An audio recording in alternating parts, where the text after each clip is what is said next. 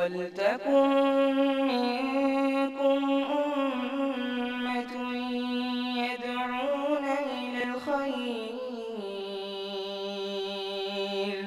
وَيَأْمُرُونَ بِالْمَعْرُوفِ وَيَنْهَوْنَ عَنِ الْمُنكَرِ وَأُولَٰئِكَ هُمُ الْمُفْلِحُونَ. برکاتہ.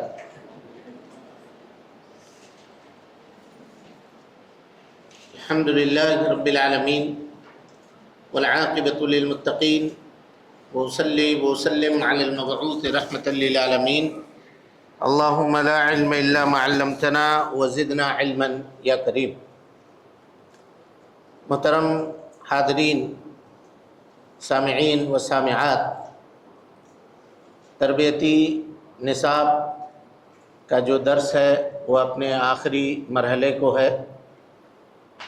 تقریباً 2 دروس اور اس کے باقی ہیں، یعنی 2 کلاسز اور اس کے ہیں، اور اس کے بعد پھر انشاءاللہ امتحان وغیرہ کی تیاری کا عمل شروع کیا جائے گا.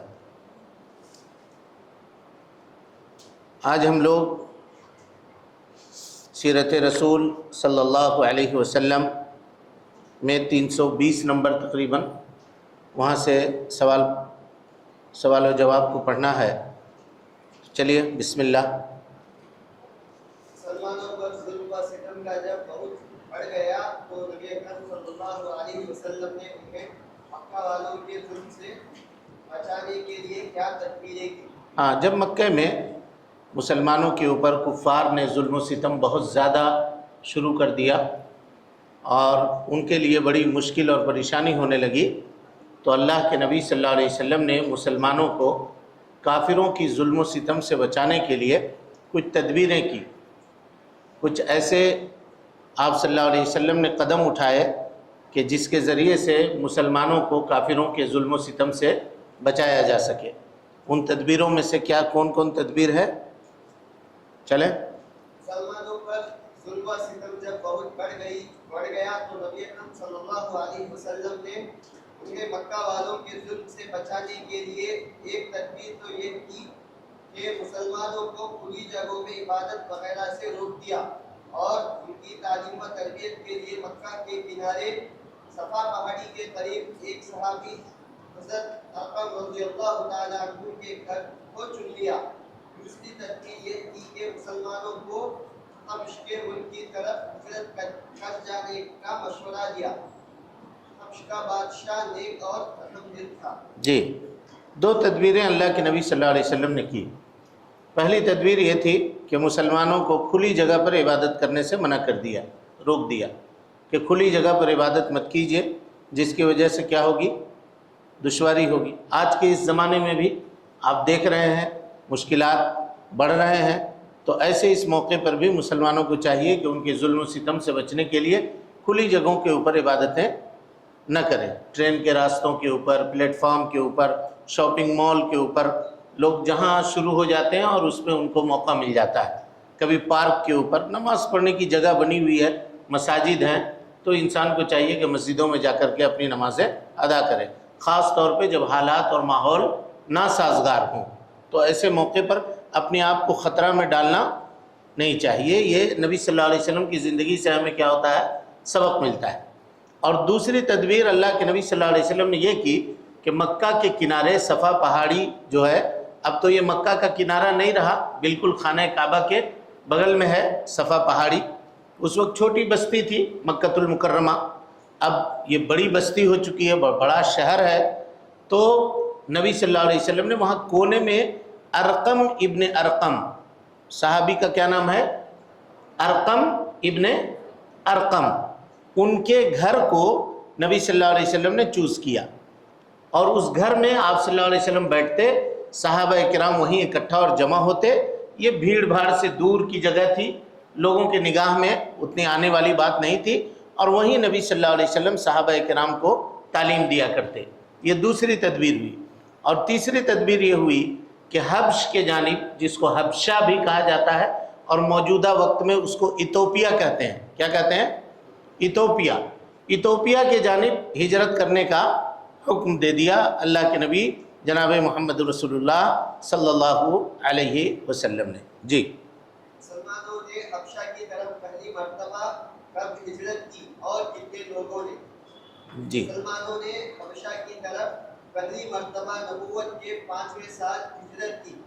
उनकी तादाद 16 थी, 12 मर्द और 4 औरतें। सबसे पहली हिजरत हबशा की तरफ जब हुई वो कब हुई? नबी सल्लल्लाहु अलैहि वसल्लम के नबी बनाए जाने के 5 साल के बाद, 5 साल के बाद। और इसमें मर्द और ख़वातीन दोनों थे।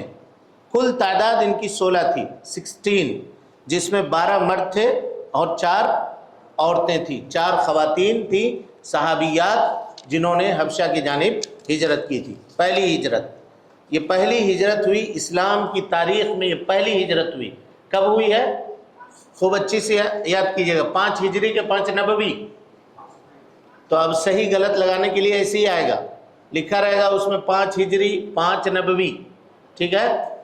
अब उसमें आप अगर आप नबवी में लगा दिए तो सही है, हिजरी में लगा दिए तो गलत है। इसी तरह से कुल मिला के कितने लोग थे? 16 लोग थे, जिनमें 12 मर्द थे और 4 औरतें थीं जो पहली मर्तबा हिजरत करने वाली हुई। चलिए, और ये हिजरत का जो सफ़र था ना मक्का से इतोपिया के जानिब, ये समंदर के रास्ते से हुआ करता था। किससे? समंदर में, कश्तियों में सवार होकर के लोग जाते थे। इसीलिए हज़रत अबू मूसा अशअरी रज़ी अल्लाह ताला अन्हु का ख़ानदान यमन में था। इन लोगों ने सुना कि मक्के में अल्लाह के नबी सल्लल्लाहु अलैहि वसल्लम आए हुए हैं, तो ये अपने घर से निकले यमन से कश्ती में बैठ करके। लेकिन उस वक्त रडार वगैरह का सिस्टम तो था नहीं कि हमको किधर जाना है, कैसे जाना है। बस समझ गए कि इधर मक्का है और कश्ती लेके चले, बीच समंदर में रास्ता भटक गए, सीधे कहाँ पहुँच गए? हबशा। पहुँचना था इनको कहाँ? मक्का। पहुँच गए कहाँ? हबशा। यानी मक्का नहीं, जद्दा पहुँचना था। उस वक्त भी समंदर का जो साहिल था वो कहाँ था? जद्दा था। कैसे जद्दा था बताइए तो? इससे पहले जद्दा का जिक्र कहीं पढ़े हैं? हाँ, इससे पहले जद्दा का जिक्र कहीं पढ़े हैं? आप लोग पढ़े हैं जी? नहीं? कैसे नहीं पढ़े हैं? इसका मतलब याद नहीं है। जब खाने काबा टूटा तो जद्दा में एक जहाज टूटा हुआ था, तो लोगों ने जाकर के जद्दा के जहाज से वो लकड़ियां खरीद कर लाई। नहीं पढ़े हैं? इसी किताब में पढ़े हैं, इसी में पढ़े हैं, याद कीजिए आप। जद्दा से वो टूटे हुए जहाज की लकड़ियां खरीद कर लेकर आए और उससे खाने काबा की तामीर शुरू की। पैसा कम हो गया तो दीवार को थोड़ा सा छोटा कर दिया। पढ़े हैं नहीं पढ़े हैं? हाँ, तो ऐसा याद रहेगा तो इम्तिहान कैसे दीजिएगा? फिर दिमाग हाजिर रख के पूरी चीज़ें याद करनी पड़ेगी। जी चलिए। उस काफिले के अमीर कौन थे? हाँ, नबी अकरम सल्लल्लाहु अलैहि वसल्लम ने उनके बारे में क्या फरमाया? जी, इस काफिले के अमीर कौन थे? जब भी कभी निकले काफिले के तौर पे लोग निकलते हैं तो मुसलमानों को चाहिए कि वो अपना एक अमीर मुतय्यन कर लें कि जिसके हुक्म को मानते हुए ये सारे कामों को अंजाम दें। तो काफिले में एक शख्स को अमीर बना दिया गया। काफिले के अमीर कौन थे बता रहे हैं, चलिए। उस काफिले के अमीर हज़रत उस्मान रज़ियल्लाहु ताला अन्हु थे। उनके साथ उनकी बीवी हज़रत रुकैया रज़ियल्लाहु ताला अन्हा भी थी। अब रुकैया कौन है? नबी सल्लल्लाहु अलैहि वसल्लम की साहबजादी, आप सल्लल्लाहु अलैहि वसल्लम की बेटी। जी, नबी अकरम सल्लल्लाहु अलैहि वसल्लम ने फरमाया, हज़रत इब्राहीम अलैहिस्सलाम और हज़रत लूत अलैहिस्सलाम के बाद ये पहला घराना है जिसने अल्लाह के रास्ते में हिजरत की है। जी, हज़रत इब्राहीम अलैहिस्सलाम अपनी बीवी के साथ हिजरत किए थे। इसी तरह से हज़रत लूत अलैहिस्सलाम ने किया था। इन दोनों के बाद पहला घराना है। घराना आदमी नहीं, घराना मतलब कहते हैं एक घर, मियाँ बीवी से मिल करके जो घर बनते हैं, का वो एक घर है जिसने अल्लाह के रास्ते में क्या किया?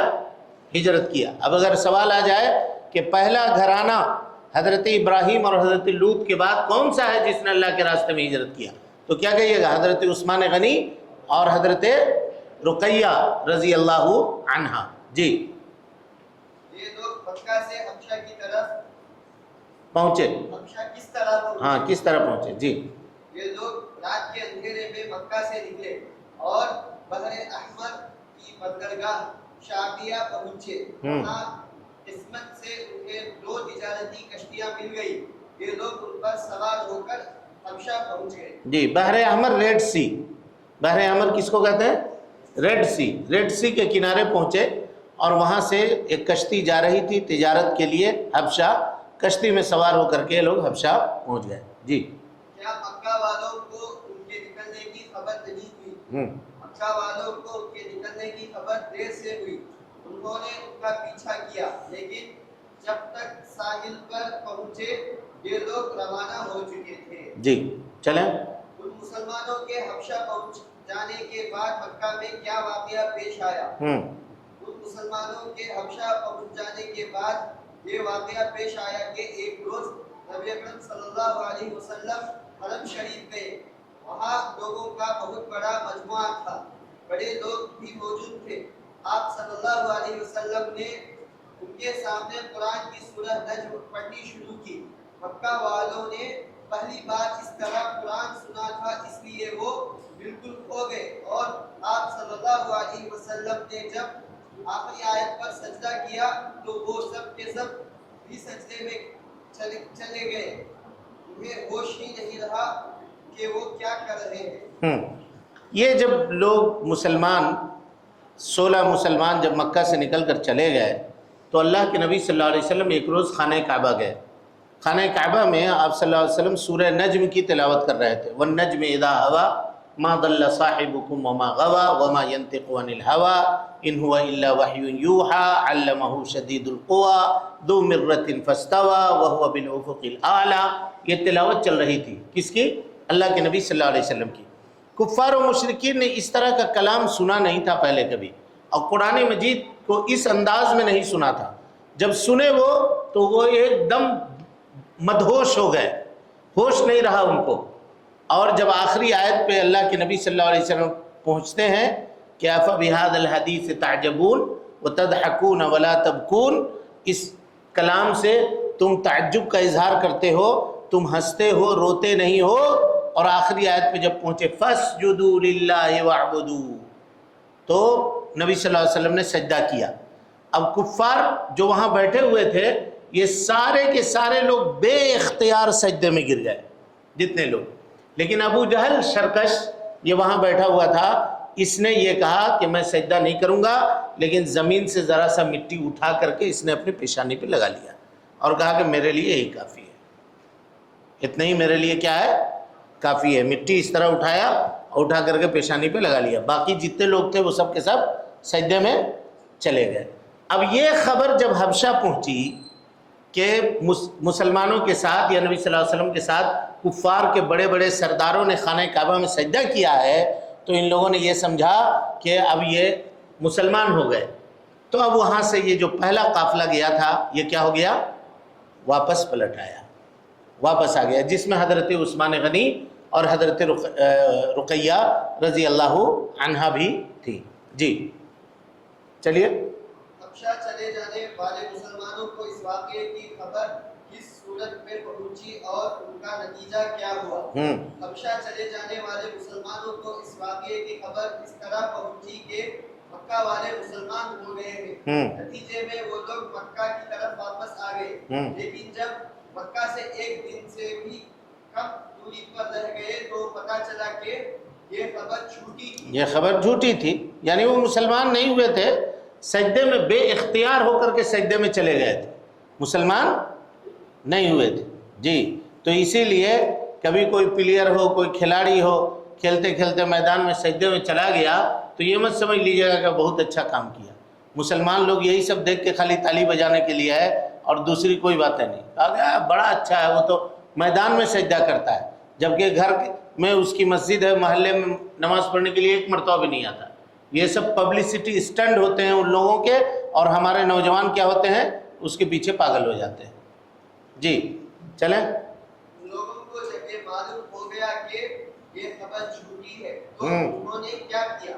جی ان لوگوں کو جب اس واقعے کی حقیقت معلوم ہو گئی تو کچھ لوگ راستے سے ہی حبشہ لوٹ گئے اور کچھ لوگ چھپ کر یا کسی کی پناہ لے کر مکہ آ گئے. جی کچھ لوگ چھپ کے واپس لوٹ گئے اور کچھ لوگ چھپ کر کے یا کسی کے پناہ میں آ کر کے. پناہ میں آ کر کا مطلب یہ ہوتا ہے کہ گاؤں کا یا قوم کا جو بڑا آدمی ہے اس سے کہا جاتا تھا کہ بھائی تم ہم کو پروٹیکٹ کرو گے، تم ہم کو بچاؤ گے؟ تو وہ کہتا کہ ہاں تم کو ہم بچائیں گے۔ تو وہ جا کر لوگوں کے سامنے اعلان کر دیتا، کہتا کہ دیکھو جی فلاں آدمی جو ہے اس کو میں نے بچانے کے لیے قسم دیا ہے، تو اس کو کوئی آدمی نقصان مت پہنچانا، اگر اس کو نقصان پہنچاؤ گے تو ہم کو نقصان پہنچانا ہوگا اور میں تم سے لڑائی کروں گا۔ تو دوسرے لوگ پھر ڈر کے مارے اس کو نقصان نہیں پہنچاتے تھے، یہی پناہ دینا ہوا۔ اور اللہ تعالیٰ نے یہ کہا وَإِنْ أَحَدٌ مِّنَ الْمُشْرِكِينَ اسْتَجَارَكَ، اگر کوئی مشرک آپ سے پناہ طلب کرے تو اس کو پناہ دیجئے۔ کیا کیجئے؟ پناہ دیجئے۔ وَإِنْ أَحَدٌ مِّنَ الْمُشْرِكِينَ اسْتَجَارَكَ فَأَجِرْهُ حَتَّى يَسْمَعَ كَلَامَ اللَّهِ ثُمَّ أَبْلِغْهُ مَأْمَنَهُ، قرآن مجید کی آیت ہے، یہاں تک کہ وہ اللہ کا کلام سن لے یا نہیں تو وہ اپنے معمون جگہ پر پہنچ جائے۔ جب غدر ہوا دلی میں تو انگریزوں کے گھروں کو لوٹ رہے تھے لوگ، جو انگریز اس وقت آئے تھے وہاں ان کے گھروں کو لوٹ رہے تھے۔ ایک جوان لڑکی تھی، رات کے اندھیرے میں اپنے آپ کو بچانے کے لیے یہ دوڑ کر کے میاں سید نذیر حسین محدث دہلوی رحمۃ اللہ علیہ کے گھر آ گئی کہ آپ ہماری حفاظت کیجئے، غدر پھوٹ پڑا ہے، رائٹ ہو گیا ہے، شہر میں لڑائی چل رہی ہے، جان کا خطرہ ہے۔ تو میاں سید حسین نذیر دہلوی نے اس بچی کو اپنے گھر میں رکھ لیا، اور جب لوگ آئے اور کہا کہ مولانا اس بچی کو نکالیے، ہم لوگ اس کو مار دیں گے، ختم کر دیں گے، تو مولانا نے یہی آیت پڑھ کے سنائی وَإِنْ أَحَدٌ مِّنَ الْمُشْرِكِينَ اسْتَجَارَكَ فَأَجِرْهُ حَتَّى يَسْمَعَ كَلَامَ اللَّهِ ثُمَّ أَبْلِغْهُ مَأْمَنَهُ۔ مسلمان کے گھر میں قرآن کی تلاوت ہوتی ہے، اگر کسی مشرک کو آپ پناہ دیجیے گا تو وہ قرآن کی تلاوت کو سنے گا، اور سن کر کے وہ اثر لے گا، آپ کے اخلاق کو دیکھے گا، آپ کے کردار کو دیکھے گا، تو ہو سکتا ہے وہ دین کو قبول کرے گا۔ سمجھ رہے ہیں؟ تو وہیں سے یہ کہنا لوگوں نے شروع کر دیا کہ یہ جو وہابی ہیں یا اہل حدیث ہیں یہ انگریزوں کے لوگ ہیں، کہ انہوں نے دیکھو کس طرح سے انگریز کے بچی کو بچا لیا، اس لیے یہ انگریز کے کیا ہیں؟ پروردہ ہیں اور انگریزوں کے معاملات کرتے ہیں، حالانکہ حقیقت کچھ اور ہے۔ چلیے دوسری طرف ہم لوگ نکل رہے ہیں، سبق زیادہ ہے، پڑھیے۔ مکہ والوں نے لوٹ آنے والوں کے ساتھ کیسا برتاؤ کیا؟ مکہ والے انہیں اور دوسرے مسلمانوں کو بھی پہلے سے زیادہ ستانے اور تکلیفیں دینے لگے۔ جی تو پھر نبی اکرم صلی اللہ علیہ وسلم نے مسلمانوں کو کیا مشورہ دیا؟ آپ صلی اللہ علیہ وسلم نے پھر مسلمانوں کو حبشہ کی طرف ہجرت کر جانے کا مشورہ دیا۔ جی دوبارہ آپ نے مسلمانوں کو جب یہ دیکھا کہ ان کو اور ستایا جانے لگا اور تکلیف دی جانے لگی تو آپ نے پھر سے کہا کہ تم لوگ حبشہ کی طرف کیا کرو؟ ہجرت کرو۔ جی آپ صلی اللہ علیہ وسلم کے مشورے پر اس دفعہ کل کتنے مسلمان نے ہجرت کی؟ آپ صلی اللہ علیہ وسلم کے مشورے پر اس دفعہ کل 100 یا 102 مسلمان نے ہجرت کی، 80 پر 2 یا 80 پر 3 مرد اور 18 یا 19 عورتیں۔ جی 82 یا 83 مرد اور اسی طرح سے 18 یا 19 خواتین، 100 یا 102 لوگ، یہ کل ملا کر کے ہجرت کرنے والے ہوئے۔ جی جب مسلمان مشرکوں کی نگاہوں سے بچ کر حبشہ پہنچ گئے تو مکہ والوں نے ان کو واپس لانے کے لیے کیا تدبیر کی؟ مکہ والوں نے مسلمانوں کو واپس لانے کے لیے اپنے 2 آدمیوں عمرو بن عاص اور عبداللہ بن ربیعہ کو نجاشی بادشاہ کے پاس بھیجا اور ان کے ساتھ نجاشی اور عیسائی علماء کی خدمت میں پیش کرنے کے لیے قیمتی تحفے بھی بھیجے۔ جی جب یہاں سے مسلمان نکل کر گئے تو مکہ والوں نے کیا کیا؟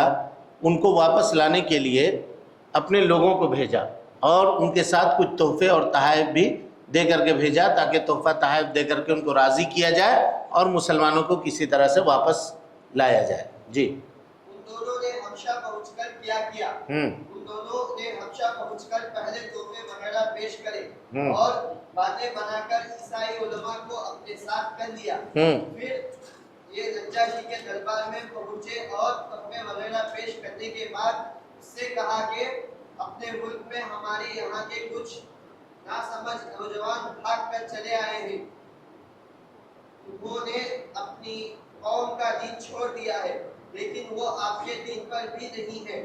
ہمیں ان کے گھر کے لوگوں اور قوم کے بڑوں نے بھیجا ہے کہ آپ انہیں ان کے شہر کی طرف لوٹا دیں. دربار کے علماء نے بھی ان کی تائید کی کہ ہاں انہیں ان کے حوالے کر دیا جائے. ان لوگوں نے جھوٹ بولا، ان لوگوں نے جھوٹ بولا، کہا کہ یہ ہمارے نوجوان ہیں، چند سرفرے لوگ ہیں جنہوں نے باپ دادا کے دین کو ترک کر دیا ہے، چھوڑ دیا ہے. حالانکہ باپ دادا کے دین کو چھوڑا نہیں تھا، باپ دادا کا دین دین ابراہیمی تھا، اور اللہ کے نبی صلی اللہ علیہ وسلم اسی دین ابراہیمی کو لے کر کے آئے تھے.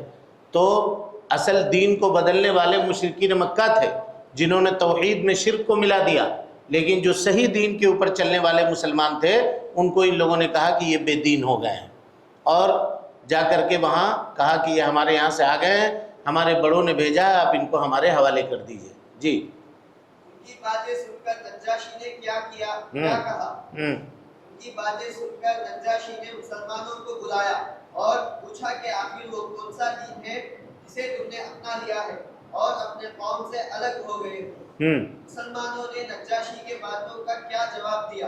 مسلمانوں کی طرف سے حضرت جعفر نے نجاشی کے باتوں کا جواب دیا. اچھا ایک سیکنڈ، حبشہ کے سلسلے میں اس سے پہلے کچھ پڑھے ہیں آپ کیا؟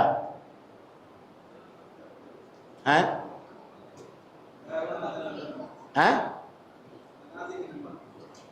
نہ، اس کتاب میں حبشہ کا ذکر اور کہیں آیا ہے؟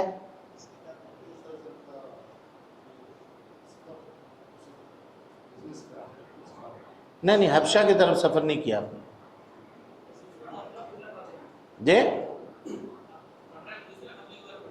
نہیں، اور اس سے پہلے، آج کا چھوڑ دیجئے، اس سے پہلے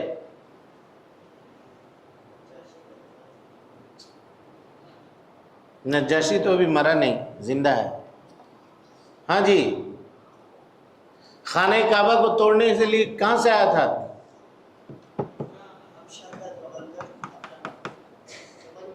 شاہ یمن کا جو گورنر، حبشہ کے بادشاہ کا گورنر جو یمن میں تھا، وہ آیا تھا توڑنے کے لیے. سمجھ میں آ رہی بات؟ کچھ لوگ سیدھا کہتے ہیں کہ وہ توڑنے والا حبشہ سے آیا تھا، اس میں کنفیوز مت ہوئیے گا. دیکھیے دو چیزیں ہیں، ایک یہ ہے کہ پہلے جو یہ توڑنے والا ابرہہ آیا تھا، یہ کہاں کا تھا؟ کہاں کا تھا؟ یمن کا تھا، حبشہ کا نہیں تھا. کہاں کا تھا؟ یمن کا تھا. لیکن یمن میں یہ حبشہ کے بادشاہ کا گورنر تھا. سمجھ گئے بات کو؟ تو اس حیثیت سے حبشہ کا ذکر وہاں پر آیا ہے. لیکن آخری زمانے میں نبی صلی اللہ علیہ وسلم نے فرمایا قیامت کے قریب حبشہ سے ہی ایک آدمی نکلے گا جس کی پنڈلیاں چھوٹی چھوٹی ہوں گی، پاؤں مڑے ہوئے ہوں گے، سر کے بال گھنگرالے ہوں گے، ناٹا قد کا آدمی ہوگا، اور وہ خانہ کعبہ آ کر کے کلاڑی مار کے خانہ کعبہ کو ڈھا دے گا. سمجھے بات کو؟ سمجھے نہیں سمجھے؟ ہاں چلیے. مسلمانوں کی طرف سے حضرت جعفر نے نجاشی کے باتوں کا جواب دیا اور کہا اے بادشاہ، ہم جاہل لوگ تھے، پوچھتے تھے، مردار کھاتے تھے، پھٹکاریاں کرتے، پڑوسیوں کو ستاتے اور رشتے ناتوں کو کاٹتے تھے، اور ہم میں جو طاقتور ہوتا وہ کمزوروں کو ستاتا تھا. ہماری یہی حالت تھی کہ اللہ نے ہم میں سے ہی ایک شخص کو جس کی سچائی اور امانت سے ہم واقف تھے رسول بنا کر بھیجا. اس نے ہمیں ان برائیوں سے روکا. ہم نے اس کی باتوں پر یقین کیا اور اسے سچا جانا. اس پر ہماری قوم ہماری دشمن ہو گئی اور ہم پر ظلم و ستم کھانے لگی. جب ان کا ظلم بہت بڑھ گیا تو ہم نے بھاگ کر آپ کے یہاں پناہ لے لی کہ آپ کے یہاں ہم پر ظلم نہیں کیا جائے گا. حضرت جعفر رضی اللہ عنہ نے نجاشی کے دربار میں تقریر کی اور کہا کہ اے بادشاہ، ہم مشرک تھے، بت پوجتے تھے، مردار کھاتے تھے، ہم میں سے طاقتور غریب کو ستاتا، جس کے پاس طاقت ہوتی وہ کمزور کے اوپر کیا کرتا؟ ظلم کرتا. اتنے میں اللہ نے ہمیں میں سے ایک آدمی کو رسول بنا کر کے بھیجا جس کی سچائی، جس کی امانت داری سے ہم پہلے سے واقف تھے. کوئی نیا آدمی نہیں تھا، ہمارے ہی درمیان پلا بڑھا تھا اور وہ آدمی سچا تھا۔ ہم نے اس کی بات مان لی، قوم ہمارے دشمن ہو گئی، ہمارے اوپر ظلم و ستم کرنے لگی، تو ہم ان کے ظلم و ستم سے بچنے کے لیے آپ کے یہاں آئے ہیں، اور ہمیں اس بات کا یقین ہے کہ آپ کے یہاں ہمارے اوپر ظلم نہیں ہوگا۔ جی حضرت جعفر رضی اللہ تعالیٰ عنہ کی بات سن کر نجاشی نے کیا کہا؟ حضرت جعفر رضی اللہ تعالیٰ عنہ کی بات سن کر نجاشی نے کہا، جو کچھ تمہارے پیغمبر لائے ہیں اس میں سے کچھ تمہارے پاس ہے؟ یعنی جو نبی تمہارے لے کر آئے ہیں پیغام، کچھ ہے تو ہم کو بتاؤ، سناؤ۔ جی حضرت جعفر رضی اللہ تعالیٰ عنہ نے اس کا جواب ہاں میں دیا، تو نجاشی نے کیا کہا؟ جی حضرت جعفر نے اس کا جواب ہاں میں دیا تو نجاشی نے کہا کہ ذرا مجھے بھی پڑھ کر سناؤ۔ جی حضرت جعفر رضی اللہ تعالیٰ عنہ نے نجاشی کو کیا پڑھ کر سنایا اور اس کا اس پر کیا اثر ہوا؟ حضرت جعفر نے نجاشی کو سورہ مریم کی شروع کی آیتیں پڑھ کر سنائی، جنہیں سن کر نجاشی اتنا رویا کہ اس کے داڑیاں بھیگ گئی۔ نجاشی کے تمام درباری بھی اس قدر روئے کہ ان کے صحیفے کتابیں قد ہو گئے۔ نجاشی نے کہا، یہ کلام اور حضرت عیسیٰ کا کلام ایک ہی شمیدان سے نکلے ہوئے ہیں۔ پھر دونوں مکہ والوں سے کہا کہ تم چلے جاؤ، میں ان لوگوں کو تمہارے حوالے نہیں کر سکتا اور نہ یہاں ان کے خلاف چال چلی جا سکتی ہے۔ جی جب نجاشی نے قرآن مجید کی آیتیں سنی، سورہ مریم کی آیتیں، کاف ہا یا عین صاد ذکر رحمت ربک عبدہ زکریا اذ نادى ربہ نداء خفیا، ان آیتوں کو جب سنا تو وہ زار و قطار رونے لگا، اتنی متاثر ہوا کہ رونے لگا۔ دربار میں جتنے لوگ بیٹھے ہوئے تھے وہ بھی رونے لگے، ساتھ میں جو کتاب وغیرہ رکھے ہوئے تھے پڑھنے کے لیے، ان کے آنسوؤں سے وہ کتابیں بھیگ گئی۔ اور اسی کو اللہ نے قرآن مجید میں ذکر کیا، وَإِذَا سَمِعُوا مَا أُنزِلَ إِلَى الرَّسُولِ تَرَىٰ أَعْيُنُهُمْ تَفِيضُ مِنَ الدَّمْعِ مِمَّا عَرَفُوا مِنَ الْحَقِّ، کچھ لوگ ایسے ہیں کہ جب رسول کے اوپر اتارا گیا کلام سنتے ہیں تو ان کے آنکھوں سے زار و قطار آنسو بہ نکل پڑتے ہیں۔ یہ کس کے بارے میں آیت ہوئی ہے؟ نجاشی کے بارے میں۔ وَإِذَا سَمِعُوا مَا أُنزِلَ إِلَى الرَّسُولِ، نجاشی 7واں پارہ یہی شروع ہے نا، وَإِذَا سَمِعُوا، ہاں کہاں سے ہے؟ وَإِذَا سَمِعُوا 7واں پارہ ہے نا جی۔ جی تو یہ آیت نجاشی کے بارے میں نازل ہوئی ہے۔ چلیں، دربار سے نکلنے کے بعد عمرو بن عاص اپنے ساتھی سے کیا کہا؟ دربار سے نکلنے کے بعد عمرو بن عاص نے اپنے ساتھی سے کہا کہ اللہ کی قسم کل ان مسلمانوں کے بارے میں ایسی بات پیش کروں گا کہ ان کی جڑ کٹ کر رہ جائے گی۔ عمرو بن عاص نے کہا کہ آج تو ان کا معاملہ آسان ہو گیا، لیکن کل ہم ایک ایسی چال چلیں گے کہ ان کی جڑ یہاں سے کٹ کر رہ جائے گی۔ اصل میں وہ چال کیا تھی؟ وہ چال یہ تھی کہ نجاشی کس دھرم کو ماننے والا تھا؟ عیسائی دھرم کو ماننے والا تھا، اور مسلمان حضرت عیسیٰ علیہ السلام کو کیا کہتے ہیں؟ وہ اللہ کے نبی تھے، اور عیسائی کیا کہتے ہیں؟ وہ اللہ کے بیٹے تھے۔ تو کہا کل اسی مسئلے کو میں چھیڑوں گا، تو مسلمان کہیں گے کہ وہ اللہ کے نبی تھے، اللہ کے بیٹے نہیں تھے، تو کیا ہوگا؟ دونوں میں ٹکراؤ ہوگا، اختلاف ہوگا، اور اختلاف کے نتیجے میں ان کو مار پڑے گی۔ سمجھ رہے ہیں؟ یہی وہ چال تھی جو عمرو بن عاص چلنا چاہ رہے تھے۔ چلیے، تو پھر اگلے دن عمرو بن عاص نے کیا؟ یہ مسلمان ہوئے عمرو بن عاص، بڑے صحابی ہیں۔ عمرو ابن عاص، ان کے بیٹے ہیں عبداللہ ابن عمرو ابن عاص، بڑے صحابی ہیں جی۔ عبداللہ ابن عمرو ابن عاص ابن وائل، عاص ابن وائل ان کے بیٹے عمرو ابن عاص، اور عمرو ابن عاص کے بیٹے عبداللہ ابن عمرو ابن عاص جی۔ اگلے دن عمرو بن عاص نے نجاشی سے کہا کہ اے بادشاہ، یہ عیسیٰ بن مریم کے بارے میں ایک بڑی سخت بات کہتے ہیں۔ عمرو بن عاص کی یہ بات سن کر نجاشی نے کیا کہا؟ عمرو بن عاص کی بات سن کر نجاشی نے مسلمانوں کو بلوایا اور اس نے پوچھا کہ وہ عیسیٰ کے بارے میں کیا کہتے ہیں؟ مسلمانوں نے نجاشی کو اس کا کیا جواب دیا؟ دوبارہ بلوائے جانے پر مسلمانوں کو پہلے گھبراہٹ ہوئی، لیکن انہوں نے طے کیا کہ ہم سچ ہی بولیں گے، نتیجہ کچھ بھی ہو۔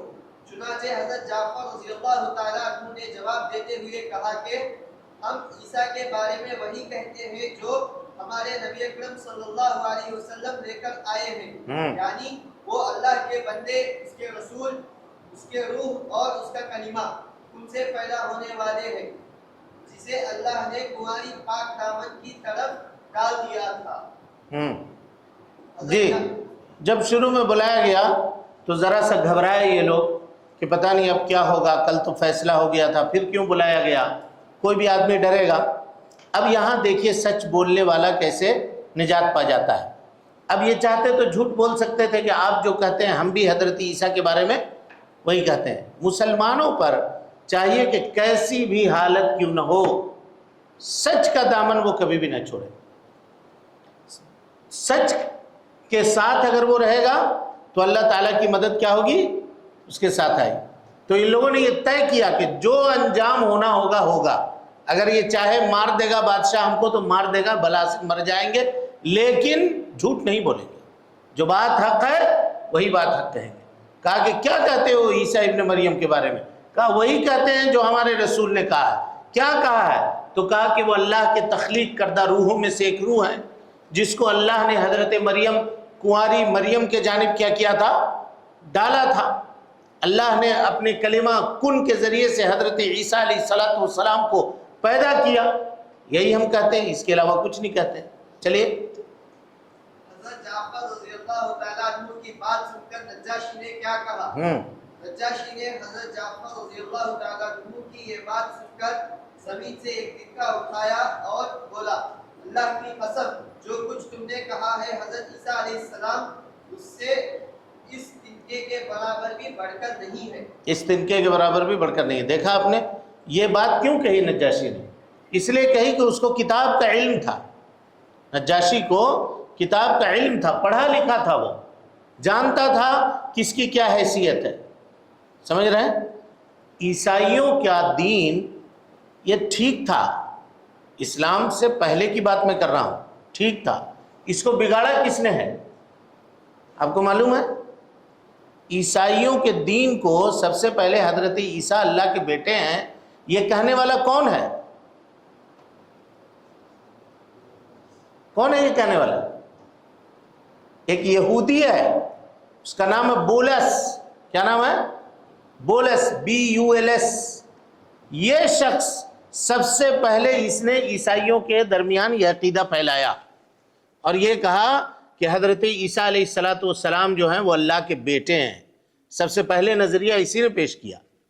یہ یہودی کسی کے سگے نہیں ہیں، یہ بات آپ جان لیجئے، کسی کے نہیں۔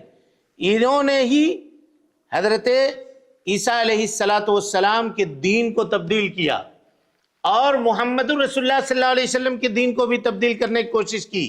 عبداللہ ابن سبا کو پیدا کیا اور اس کی پشت پناہی کی، اس کے پیچھے پیسے خرچ کیے۔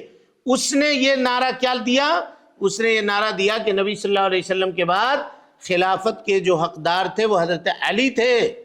حضرت ابوبکر صدیق رضی اللہ تعالیٰ عنہ نے دھوکہ سے نعوذ باللہ، اور حضرت عمر رضی اللہ تعالیٰ عنہ نے نعوذ باللہ دھوکہ سے خلافت ان سے چھین لیا۔ بہت سارے لوگ آج کیا ہو گئے؟ انہی کے پیچھے چل گئے جو یہ بات کہنے لگے۔ اصل میں یہ معاملہ کہاں سے تھا؟ یہودیوں کی جانب سے نکلا ہوا تھا، جس کو عبداللہ ابن سبا کہتے ہیں، یہودی، اور اسی نے سازش کر کے حضرت عثمان غنی رضی اللہ تعالیٰ عنہ کو قتل کیا، اور انہی لوگوں نے سازش کر کے حضرت عمر ابن خطاب رضی اللہ تعالیٰ عنہ کو شہید کروایا۔ انہی کی سازش تھی اس میں، اور اس کے بعد جو حالات بنے وہ سب آپ لوگوں کے نگاہوں کے سامنے ہیں۔ جی، پھر نجاشی نے مسلمانوں کے بارے میں کیا فیصلہ سنایا؟ پھر نجاشی نے مسلمانوں سے کہا کہ تم میرے ملک میں امن و چین سے رہو، جو تمہیں گالی دے گا میں اس پر جرمانہ لگاؤں گا۔ مجھے گوارا نہیں کہ تم میں سے کسی آدمی کو ستاؤں اور اس کے بدلے میں بدلے مجھے سونے کی پہاڑ مل جائے۔ جی ساتھ ہی اس نے کافروں کے تحفے لوٹا دینے کا حکم دیا اور یہ بے آبرو ہو کر وہاں سے نکل گئے۔ جی یہ وہاں سے بے آبرو ہو کر یعنی بے عزت ہو کر کے وہاں سے نکل کر کے چلے آئے، یعنی ان کی جو مرضی تھی وہ مرضی کامیاب نہیں ہو سکی۔ جی حبشہ سے اپنے آدمیوں کے ناکام لوٹنے کے بعد مکہ والوں نے کیا کیا؟ حبشہ سے جب ان کے آدمی لوٹ آئے تو مکہ والوں نے بچے کچے مسلمانوں پر سخت ظلم و ستم ڈھانا شروع کر دیا اور آپ صلی اللہ علیہ وسلم پر بھی دست درازیاں کرنے لگے۔ دست درازیاں کرنے لگے یعنی نبی صلی اللہ علیہ وسلم کے اوپر بھی ہاتھ اٹھانا ان لوگوں نے شروع کر دیا۔ جی نبی اکرم صلی اللہ علیہ وسلم پر انہوں نے کس طرح دست درازیاں کی؟ آپ صلی اللہ علیہ وسلم پر انہوں نے طرح طرح کی دست درازیاں کی، جیسے ایک مرتبہ عقبہ بن ابی معیط نے سجدے کی حالت میں آپ کی گردوں پر گردن کو اس زور سے دبایا کہ آپ کی آنکھیں باہر کو آ جاتی۔ ابو جہل نے سجدے کی حالت میں آپ کے سر کو کچل دینے کے لیے پتھر اٹھایا لیکن ایسا نہیں کر سکا۔ ایک مرتبہ قریش ایک ساتھ آپ پر ٹوٹ پڑے اور آپ کو ہر طرح سے مارنے لگے۔ عقبہ بن ابی معیط نے آپ کا کپڑا پکڑا اور گلے میں لپیٹنے کے بعد بل دے کر کہتے ہیں یعنی کپڑے کو اس طرح گھمانے سے گھمایا جاتا ہے نا، بل کے اصل معنی آتا ہے رنکل، کپڑے پہ جو بل پڑ جاتا ہے نا جی رنکل، تو بل کب پڑتا ہے؟ جب کپڑا گردن میں کسی کے ڈال کے اور اس کو اس طرح سے بل دیا جائے، گھمایا جائے تاکہ کپڑا کس جائے، ٹائٹ ہو جائے گردن میں۔ جی لپیٹنے کے بعد بل دے کر نہایت سختی سے آپ کا گلا گھونٹنے لگا۔ اس حالت میں ابو بکر رضی اللہ تعالیٰ عنہ نے پہنچ کر آپ صلی اللہ علیہ وسلم کو بچایا۔ ابو جہل نبی اکرم صلی اللہ علیہ وسلم کے سر کو پتھر سے کچلنے کے لیے آگے بڑھا تو لوگوں نے کیا دیکھا؟ ابو جہل آپ کے سر کو پتھر سے کچلنے کے لیے آگے بڑھا تو لوگوں نے دیکھا کہ وہ قریب پہنچتے ہی اس طرح پیچھے کی طرف بھاگا کہ اس کا رنگ اڑا ہوا ہے اور دونوں ہاتھ پتھر سے چپک گئے ہیں۔ جی چلیے، لوگوں نے جب اس سے پوچھا کہ ابو الحکم کیا ہوا تو اس نے کیا بتایا؟ لوگوں نے جب اس سے پوچھا تو اس نے بتایا کہ میں آگے بڑھا تو ایک اونٹ آگے آ گیا، اللہ کی قسم میں نے اس جیسی کھوپڑی گردن اور دانت کبھی نہیں دیکھا، وہ مجھے کھا جانا چاہتا تھا۔ جی ابو جہل جب پتھر اٹھا کر کے نبی صلی اللہ علیہ وسلم سجدے میں تھے، ایک بھاری پتھر اٹھا کر کے چاہ رہا تھا کہ آپ کے سر کے اوپر مار دیں، تو جب مارنے کے لیے گیا تو ڈر کے مارے فوراً دوڑ کر پیچھے آ گیا۔ تو لوگوں نے پوچھا کہ تم تو گئے تھے، کیا ہو گیا، کیوں ایسے واپس آ گئے؟ کہا کہ ہم نے دیکھا کہ ایک اٹھنی ہے، بڑی کھوپڑی ہے اس کی، یعنی سر اس کا بڑا ہے، اس کے دانت بڑے بڑے ہیں، اس کی گردن بڑی ہے، اور وہ مجھ کو اپنی دانتوں سے چبا دینا چاہ رہا تھا۔ اس ڈر کے مارے میں واپس آ گیا، اور اللہ کی قسم میں نے ایسی اٹھنی کبھی زندگی میں دیکھی نہیں تھی۔ اللہ تعالیٰ نے فرشتے کے ذریعے سے اللہ کے نبی صلی اللہ علیہ وسلم کی حفاظت فرمائی۔ جی نبی اکرم صلی اللہ علیہ وسلم نے اس اونٹ کے بارے میں کیا فرمایا؟ آپ نے اس اونٹ کے بارے میں فرمایا وہ حضرت جبرائیل علیہ السلام تھے، اگر وہ قریب آتا تو دھار پکڑتے، اگر قریب آتا تو دانت سے پکڑ کر اس کا کام تمام کر دیتے۔ وہ حضرت جبریل تھے جو محمد صلی اللہ علیہ وسلم کی حفاظت میں تھے۔ جی قریش کے لوگ نبی اکرم صلی اللہ علیہ وسلم کو پیٹ رہے تھے، ابو بکر صدیق نے پہنچ کر نبی صلی اللہ علیہ وسلم کو بچایا تو لوگوں نے ان کی کیا درگت کی؟ درگت مانے ان کی کیا حالت بنائی، یعنی ان کے ساتھ کیا معاملہ کیا؟ لوگوں نے انہیں اتنا مارا کہ ان کے ناک اور چہرے میں تمیز مشکل ہو گئی۔ ان کے خاندان کے لوگ کپڑے میں لپیٹ کر اس حالت میں اٹھا کر لے لائے کہ انہیں ان کی موت میں کوئی شک نہیں تھا۔ جی اتنا مارا منہ وغیرہ پہ کہ سمجھ میں نہیں آتا تھا کہ ناک کہاں ہے اور منہ کہاں ہے، یعنی پورے منہ کو لہو لہان کر دیا مار کے، خون خون کر دیا، اور مار جب بے سدھ ہو کر بے ہوش ہو کر وہیں پہ گر گئے تو لوگوں نے سمجھا کہ اب دنیا سے رخصت ہو گئے۔ تو جس طرح سے مردے کو کپڑے میں لپیٹ کر کے اٹھا کر کے لے جاتے ہیں، ویسی اٹھا کر کے گھر لایا گیا، یہ سوچ کر کے کہ یہ لگتا ہے اب زندہ نہیں ہے۔ جی شام کو جب ہوش آ گیا تو سب سے پہلے انہوں نے کیا پوچھا؟ شام کو جب انہیں ہوش آ گیا تو سب سے پہلے انہوں نے یہ پوچھا کہ آپ صلی اللہ علیہ وسلم کیسے ہیں؟ آپ صلی اللہ علیہ وسلم کیسے ہیں؟ یعنی یہ وہ صحابہ ہیں جنہوں نے کبھی اپنے زندگی میں اپنے جان کی پرواہ نہیں کی اللہ کے رسول کے خاطر۔ کیا مرنے کے بعد ایسا ہو سکتا ہے کہ یہ اللہ کے نبی صلی اللہ علیہ وسلم کی دنیا سے رخصت ہونے کے بعد آپ کے دین کو بدل دیں؟ ایسا ہو سکتا ہے کہ نبی صلی اللہ علیہ وسلم کے بعد یہ لوگ نبی صلی اللہ علیہ وسلم کو دھوکہ دیں؟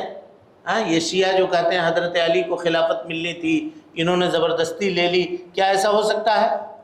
بتائیے۔ جنہوں نے اپنی جان تک لٹا دی، خون کا قطرہ قطرہ بہا دیا، ان صحابہ کے بارے میں اس طرح کی بات کرنے سے پہلے لوگوں کو 100 مرتبہ سوچنی چاہیے اور اللہ سبحانہ و تعالیٰ کے غضب اور اس کے پکڑ سے ڈرنی چاہیے۔ جی ان کی یہ بات سن کر جب ان کے خاندان کے لوگ ناراض ہو کر چلے گئے اور اس کے بعد انہیں کھانا دیا گیا تو انہوں نے کیا کہا؟ ان کی یہ بات سن کر جب ان کے خاندان کے لوگ ناراض ہو کر چلے گئے اور اس کے بعد انہیں کھانا دیا گیا تو انہوں نے کہا کہ جب تک وہ رسول اللہ صلی اللہ علیہ وسلم کو دیکھ نہ لیں گے کھانا نہیں کھائیں گے۔ جی جب اپنے خاندان کے لوگ اٹھا کر لے کر آئے اور ان کے تیمار داری کر رہے تھے، ان کو ہوش آیا تو پہلا سوال جب یہ کیا تو خاندان والوں نے کہا کہ تم کو ہم بچا کے لائے، جس کی وجہ سے مار کھائے ہو اسی کو ڈھونڈ رہے ہو۔ تو ناراض ہو کر کے وہ لوگ چلے گئے، کہا چھوڑ دو، اس کا کچھ نہیں ہو سکتا ہے، ناراض ہو کر چلے گئے۔ تو اب اس کے بعد ان کو کھانا دیا گیا کہ صبح سے بے ہوش پڑے ہوئے ہیں، کچھ کھائے نہیں ہیں، کچھ کھا لیجئے۔ تو انہوں نے کیا کہا؟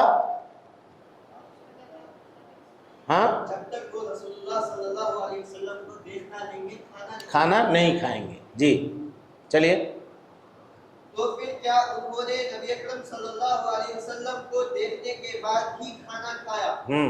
جی ہاں، رات کو جب سناٹا ہو گیا اور انہیں دار ارقم نبی اکرم صلی اللہ علیہ وسلم کے پاس پہنچا دیا گیا اور انہوں نے آپ کو دیر لیا تک کھانا کھانا حوالہ کیا۔ جی چلیں۔ حضرت ابو بکر صدیق رضی اللہ تعالیٰ عنہ جب لوگوں کے ظلم سے تنگ آ گئے تو انہوں نے کون سا قدم اٹھایا؟ حضرت ابو بکر صدیق رضی اللہ تعالیٰ عنہ جب لوگوں کے ظلم سے تنگ آ گئے تو حبشہ کی طرف ہجرت کے ارادے سے مکہ سے نکل پڑے۔ پھر کس شخص نے انہیں مکہ کی طرف لوٹا دیا اور کیا کہہ کر؟ حضرت ابو بکر صدیق رضی اللہ تعالیٰ عنہ جب مکہ سے نکل کر برکے غماد نامی مقام پر پہنچے تو ان کی ملاقات قارہ نامی قبیلے کے سردار ابن دغنہ سے ہوئی۔ ابن دغنہ، کیا کہیے گا؟ ابن دغنہ، جی ابن دغنہ سے ہوئی۔ اسے جب آپ کا ارادہ معلوم ہوا تو کہا کہ آپ جیسے مہمان نواز اور غریبوں اور رشتہ داروں کا خیال رکھنے والے آدمی کو نکالا نہیں جا سکتا۔ جی میں آپ کا ضامن ہوں، آپ واپس چلے اور اپنے شہر میں اپنے رب کی عبادت کریں۔ جی جی، یہ ابن دغنہ مسلمان نہیں تھا، لیکن حضرت ابو بکر صدیق رضی اللہ تعالیٰ عنہ کے اخلاق سے، ان کے کردار سے اتنا متاثر تھا کہ اس نے کہا کہ آپ جیسا آدمی مکہ چھوڑ کے جا نہیں سکتا ہے، میں آپ کو جانے نہیں دوں گا۔ کیسا اخلاق تھا سوچیے۔ اگر آج بھی اخلاق مسلمان اپنا اس طرح بنا لیں، شریعت کے مطابق اپنے آپ کو ڈھال لیں، تو دنیا کی تمام طاقتیں ان کے سامنے چھوٹی پڑ جائیں گی۔ لیکن ہم خود ہی اپنے دین کے اوپر عمل کرنے والے نہیں ہیں، ہم خود ہی اپنے شریعت کے اوپر عمل کرنے والے نہیں ہیں، تو پھر کہاں سے کوئی معاملہ ہو۔ جی چلیں۔ ابن دغنہ نے جب مکہ میں آ کر یہ اعلان کیا کہ ابو بکر صدیق رضی اللہ تعالیٰ عنہ کو میں نے پناہ دی ہے، تو لوگوں نے کس شرط پر اس کی پناہ تسلیم کی اور اس شرط کی وجہ کیا ہے؟ لوگوں نے اس شرط پر اس کی پناہ تسلیم کی کہ ابو بکر رضی اللہ تعالیٰ عنہ باہر نہیں بلکہ اپنے گھر کے اندر ہی عبادت کریں گے۔ اس شرط کی وجہ یہ تھی کہ حضرت ابو بکر رضی اللہ تعالیٰ عنہ بہت نرم دل کے آدمی تھے۔ قرآن پڑھتے تو رونے لگتے، جس سے بچے اور عورتیں ان کی طرف مائل ہو جاتے۔ ٹھیک ہے، چلیے۔ حضرت ابو بکر صدیق رضی اللہ تعالیٰ عنہ جب اس شرط پر قائم نہیں رہ سکے اور اپنے گھر کے صحن میں مسجد بنا کر کھلے طور پر نماز پڑھنے اور تلاوت کرنے لگے، اور ابن دغنہ نے انہیں اپنی پناہ یاد دلائی تو انہوں نے کیا کہا؟ ابن دغنہ نے انہیں اپنی پناہ یاد دلائی تو انہوں نے کہا کہ میں اللہ کی پناہ پر ہی خوش ہوں۔ جی دیکھیے، ابن الدغنہ نے یہ کہا جب حضرت ابو بکر صدیق رضی اللہ تعالیٰ عنہ اپنے گھر کے آنگن میں ایک مسجد بنا کر کے وہی نماز پڑھنے لگے، تو رات میں جب تلاوت کرتے تو آپ کی تلاوت اتنی زبردست تلاوت ہوا کرتی تھی کہ مشرکین کی عورتیں، بچے سب آ کر کے گھر کے باہر کھڑے ہو کر تلاوت سنتے۔ یہ مشرکوں کا معاملہ تھا اس زمانے میں، جو تلاوت قرآن مجید کو سنتے تھے۔ آج مسلمان ہو کر کے تلاوت نہیں سنتے ہیں، گانے سنتے ہیں۔ سمجھ رہے ہیں؟ کہیے کہ تلاوت سنو تو کہا کیا تلاوت سنیں گے، گانا سناؤ، میوزک سناؤ، یہ سنتے ہیں۔ بہرحال سنتے تھے، تو اب مشرکین نے جب دیکھا کہ ہم نے ان کو منع کیا تھا کہ یہ کھلی جگہ پہ نماز نہیں پڑھیں گے، یہ ویسے ہی کر رہے ہیں، تو ابن الدغنہ کے پاس گئے اور کہا کہ تم نے ان کو پناہ دی ہے، ان کا یہ معاملہ ہے۔ ابن الدغنہ آیا اور کہا کہ دیکھیے ہم نے آپ کو پناہ اس شرط پر دی تھی کہ آپ چھپ کر عبادت کریں، آہستہ سے عبادت کریں، کیوں آپ زور سے پڑھتے ہیں؟ ہم آپ کی حفاظت نہیں کر سکیں گے اگر آپ ایسے کیجیے گا تو حضرت ابو بکر نے کہا کہ آپ اپنی پناہ اپنے پاس رکھیے، میں اپنے رب کے پناہ سے راضی ہوں، لیکن عبادت کے اندر میں جیسے میں نماز پڑھتا ہوں ویسے ہی پڑھوں گا، تمہارے کہنے کے مطابق اس میں کوئی معاملہ کم نہیں کر سکتا۔ جی ایک دن ابو جہل نبی اکرم صلی اللہ علیہ وسلم کے پاس سے گزرا تو اس نے آپ کو زبان سے بھی تکلیف پہنچائی اور آپ کے سر پر ایک پتھر بھی مارا جس سے خون بہہ نکلا۔ اس کی اس حرکت کا کیا نتیجہ نکلا؟ ابو جہل نے جب آپ صلی اللہ علیہ وسلم کو زبان سے تکلیف پہنچائی اور آپ کے سر کو زخمی کر دیا تو اس کا نتیجہ یہ نکلا کہ حضرت حمزہ رضی اللہ تعالیٰ عنہ مسلمان ہو گئے۔ جی، حضرت حمزہ رضی اللہ عنہ مسلمان۔ ایک مرتبہ اللہ کے نبی صلی اللہ علیہ وسلم بیٹھے ہوئے تھے، ادھر سے ابو جہل گزرا، آپ کو برا بھلا کہا اور ایک پتھر اٹھا کر کے آپ کے سر کے اوپر مارا جس سے سر پھٹ گیا۔ حضرت حمزہ رضی اللہ عنہ شکار پہ گئے ہوئے تھے، شکار سے جب واپس آئے تو ان کی جو لونڈی تھی حضرت حمزہ رضی اللہ عنہ کی، انہوں نے یہ کہا کہ آپ شکار پہ رہتے ہیں اور آپ کا یتیم بھتیجا ہے، اس کو ابو جہل نے ایسے ایسے مارا ہے، بے عزت کیا ہے، آپ کو کچھ نہیں لگتا؟ آپ کے خاندان کے بچے کے اوپر اس طرح سے ظلم کیا جاتا، کیا آپ کا خون نہیں کھولتا اس بات کے اوپر؟ اب جب یہ لونڈی نے اس طرح کی بات کہی تو جو کمان آ کر کے گھر میں لٹکایا تھا وہی کمان ہاتھ میں لیا اور لے کر کے ابو جہل کو ڈھونڈنے کے لیے نکل گئے۔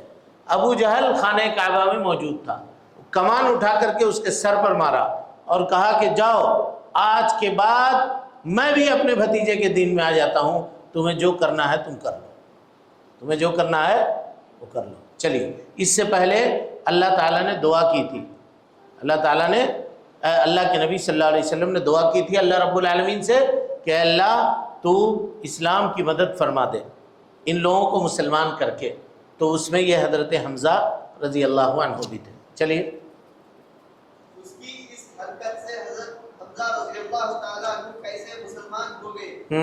ابو جہل نے جس وقت یہ حرکت کی کہ حمزہ رضی اللہ تعالیٰ عنہ شکار کے لیے گئے ہوئے تھے، واپس آئے تو ایک لونڈی نے انہیں بتا دیا۔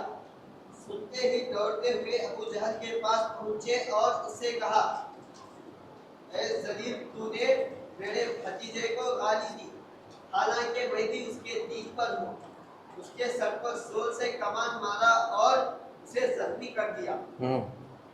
حضرت حمزہ رضی اللہ تعالیٰ عنہ نے جب ابو جہل کا سر پھوڑ دیا اور دونوں کے خاندان آپس میں بھیڑنے لگے تو ابو جہل نے کیا کہہ کر معاملے کو ٹھنڈا کر دیا۔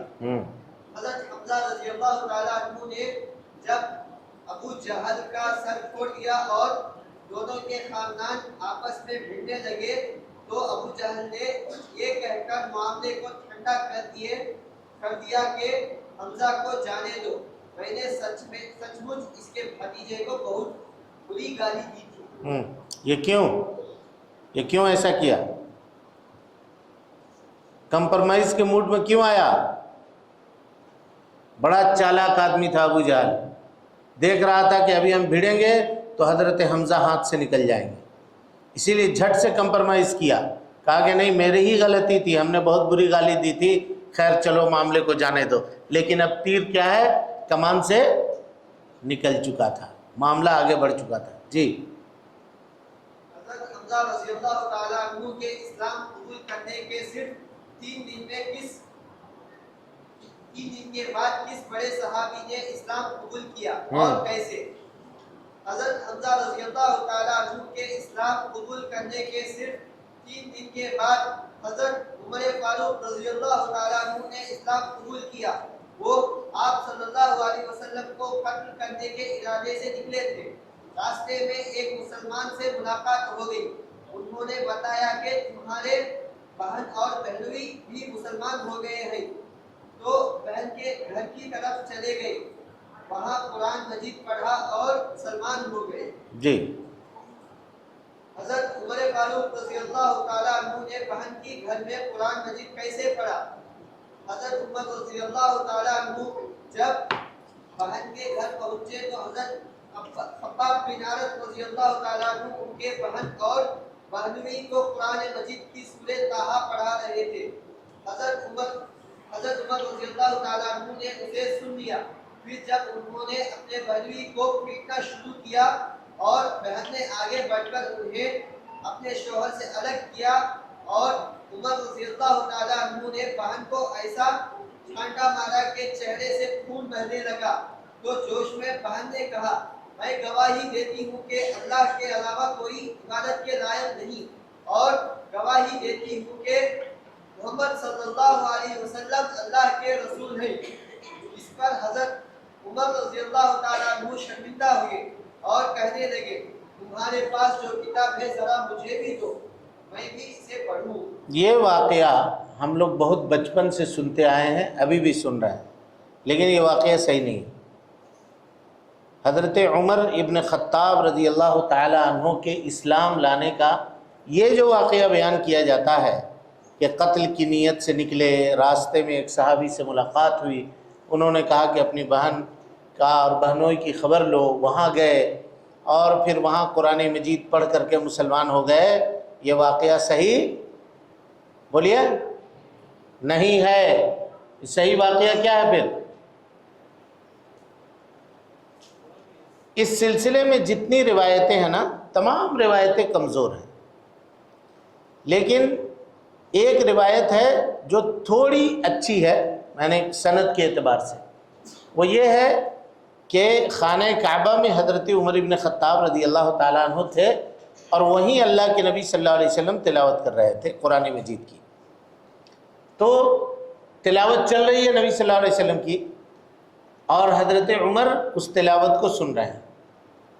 और वो तिलावत क्या थी? क्या ये तुम खुद से पैदा हो गए हो या तुमको अल्लाह ने पैदा किया है? तो इन्होंने सोचा कि नहीं, हमको अल्लाह ने पैदा किया। आयत उसी तरह से हुई, रब्बुल आलमीन ने तुमको पैदा किया है। और इस तरह से होते होते वो इस्लाम में आते हैं और इस्लाम कबूल करते हैं। ये जो वाक़या बयान किया जाता है बहन और बहनोई वाला और सूरह ताहा वाला, ये वाक़या सही नहीं है जी, सनद के एतबार से ये वाक़या सही नहीं है। समझ गए? समझे नहीं समझे? हाँ, चलिए। हज़रत उमर रज़ियल्लाहु ताला अन्हु ने अपने बहनोई को क्यों मारना शुरू कर दिया था? हज़रत उमर रज़ियल्लाहु ताला अन्हु ने बहन के घर पहुंचने के बाद बहन और बहनोई से कहा कि शायद तुम दोनों बेदीन हो गए हो। जवाब में उनके बहनोई ने कहा कि उमर, ये बताओ कि अगर हक तुम्हारे दीन के अलावा हो तो।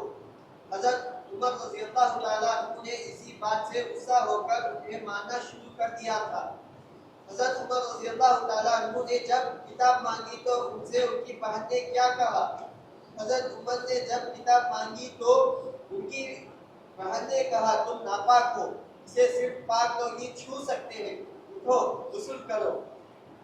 حضرت عمر رضی اللہ تعالیٰ عنہ نے نہانے کے بعد کتاب لی اور بسم اللہ الرحمن الرحیم پڑھی تو کیا کہا؟ حضرت عمر نے نہانے کے بعد کتاب لی اور بسم اللہ الرحمن الرحیم پڑھی تو کہا کہ یہ تو بڑی پاکیزہ نام ہے۔ پھر جب سورہ طٰہٰ کی آیتیں پڑھی تو کیا کہا؟ حضرت عمر رضی اللہ تعالیٰ عنہ نے جب سورہ طٰہٰ کی آیتیں پڑھی تو کہنے لگے یہ تو بڑا عمدہ اور محترم کلام ہے، مجھے محمد کا پتہ بتاؤ۔ ان کی یہ بات سن کر حضرت خباب بن عرت رضی اللہ تعالیٰ عنہ نے باہر آ کر ان سے کیا کہا؟ ان کی یہ بات سن کر حضرت خباب رضی اللہ تعالیٰ عنہ نے باہر آ کر ان سے کہا کہ عمر خوش ہو جاؤ، لگتا ہے کہ رسول اللہ نے جمعرات کے دن تمہارے بارے میں جو دعا کی تھی یہ اسی کا اثر ہے، اور بتایا کہ اس وقت رسول اللہ صلی اللہ علیہ وسلم صفا پہاڑی کے پاس دار ارقم میں ہے۔ رسول اللہ صلی اللہ علیہ وسلم نے حضرت عمر رضی اللہ تعالیٰ عنہ کے بارے میں کیا دعا کی تھی؟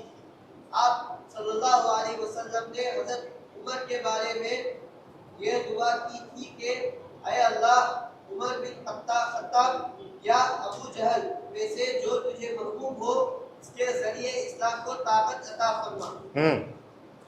حضرت عمر رضی اللہ تعالیٰ عنہ نے جب دار ارقم پہنچ کر دروازے پر دستک دی اور ایک آدمی نے چھانک کر لوگوں کو بتایا اور لوگ سمٹ کر ایک جگہ ہو گئے تو حضرت حمزہ رضی اللہ تعالیٰ عنہ نے کیا کہا؟ حضرت عمر رضی اللہ تعالیٰ عنہ نے جب دار ارقم پہنچ کر دروازے پر دستک دی اور ایک آدمی نے چھانک کر لوگوں کو بتایا اور لوگ سمٹ کر ایک جگہ ہو گئے تو حضرت حمزہ رضی اللہ تعالیٰ عنہ نے کہا دروازہ کھول دو، اگر اچھی نیت سے آیا ہے تو ٹھیک ہے ورنہ اسی کی تلوار سے اس کا کام تمام کر دیں گے۔ نبی اکرم صلی اللہ علیہ وسلم پر اس وقت اندر وحی اتر رہی تھی، وحی اتر چکی اور آپ صلی اللہ علیہ وسلم باہر بیٹھک میں تشریف لائے تو آپ نے حضرت عمر رضی اللہ تعالیٰ عنہ کا کپڑا اور ان کی تلوار کے پڑتلے کو پکڑ کر کیا فرمایا؟ پڑتلا کہتے ہیں تلوار کا میان، کور جس میں تلوار کو رکھتے ہیں نا اور جہاں سے تلوار نکالتے ہیں، تو یہ جو ہے یہ پڑتلا۔ جی آپ صلی اللہ علیہ وسلم باہر بیٹھک میں تشریف لائے تو حضرت عمر رضی اللہ تعالیٰ عنہ کا کپڑا ان کی تلوار کو پکڑنے کے تلوار کے پڑتلے سمیت پکڑ کر فرمایا عمر کیا تم اس وقت تک باز نہ آؤ گے جب تک اللہ تم پر بھی ویسی ہی ذلت اور عبرتناک سزا نہ اتار دے جیسی ولید بن مغیرہ پر اتر چکی ہے۔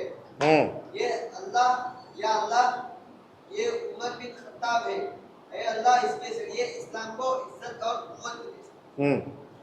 چلیں حضرت عمر رضی اللہ تعالیٰ عنہ نے آپ کی بات سن کر کیا کہا؟ حضرت عمر رضی اللہ تعالیٰ عنہ نے آپ کی بات سن کر کہا میں گواہی دیتا ہوں کہ اللہ کے علاوہ کوئی عبادت کے لائق نہیں اور آپ اللہ کے رسول ہیں۔ ٹھیک ہے۔ حضرت عمر رضی اللہ تعالیٰ عنہ کے یہ الفاظ سن کر مسلمانوں نے خوشی کا اظہار کس طرح کیا؟ مسلمانوں نے حضرت عمر کی یہ الفاظ سن کر خوشی میں زور سے اللہ اکبر کا نعرہ لگایا جس کی گونج حرم والوں نے سنی۔ حضرت عمر رضی اللہ تعالیٰ عنہ کے مسلمان ہونے کی خبر قریش کے لوگوں کو کیسے ہوئی اور خبر سن کر انہوں نے کیا کیا؟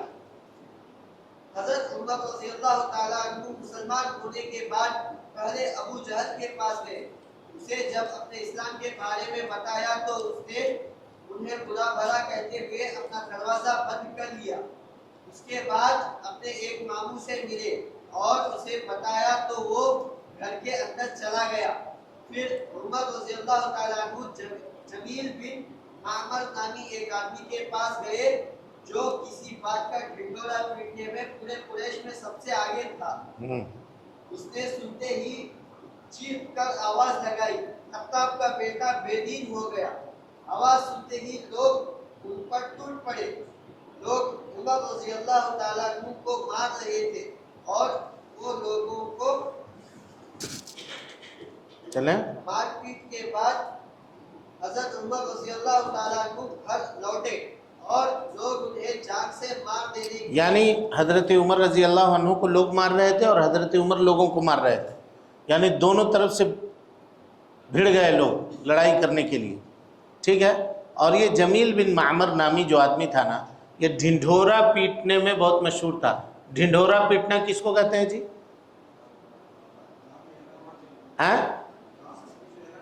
خبر پھیلانے کے لیے، خبروں کو پھیلانے کے لیے، کوئی بات اگر ہو تو اپنے تک نہ رکھ کے دوسرے کو کہا، تیسرے کو کہا، چوتھے کو کہا، پانچویں کو کہا، اسی کو کہتے ہیں ڈھنڈورا پیٹنا، سمجھ رہے ہیں۔ اور پہلے زمانے میں جب کوئی غلطی کرتا تو اس کے نام کا ڈھنڈورا پیٹا جاتا تھا۔ کیسے؟ وہ ایک بجانے والا ہوتا، اس کو لے کر کے بجایا جاتا، سنو سنو سنو بازار والوں، فلاں نے ایسا ایسا کیا ہے، کل اس کو اس وقت سزا دی جائے گی، تم سب آ جانا، اسی کو کہتے ہیں ڈھنڈورا پیٹنا۔ جی چلیے۔ مار پیٹ کے بعد جب حضرت عمر رضی اللہ تعالیٰ عنہ گھر لوٹے اور لوگ انہیں جان سے مار دینے کے لیے ریلے کی شکل میں ان کی گھر کی طرف چلے تو کس نے لوگوں کو اس سے روک دیا؟ لوگ جب جان سے مار ڈالنے کے ارادے سے حضرت عمر رضی اللہ تعالیٰ عنہ کے گھر کی طرف بڑھے تو عاص بن وائل سہمی نے یہ کہہ کر لوگوں کو روک دیا کہ تم اس کا کچھ نہیں کر سکتے۔ عاص اور حضرت عمر کے قبیلے ایک دوسرے کے حلیف تھے۔ حضرت عمر رضی اللہ تعالیٰ عنہ کو فاروق کا لقب کیوں ملا؟ فاروق کے معنی ہیں حق اور باطل کے درمیان فرق کرنے والا۔ حضرت عمر رضی اللہ تعالیٰ عنہ کے مسلمان ہونے سے پہلے مسلمان چھپ کر نماز پڑھتے تھے۔ وہ مسلمان ہوئے تو کہنے لگے جب ہم حق پر ہیں تو پھر چھپنا کیسا؟ ذات کی قسم جس نے آپ صلی اللہ علیہ وسلم کو حق کے ساتھ بھیجا ہے، ہم ضرور باہر نکلیں گے۔ پھر تو مسلمان دو صفوں میں باہر نکلے، ایک صف میں حضرت حمزہ رضی اللہ تعالیٰ عنہ تھے اور دوسرے میں حضرت عمر رضی اللہ تعالیٰ عنہ۔ مسجد حرم پہنچے اور نماز ادا کی۔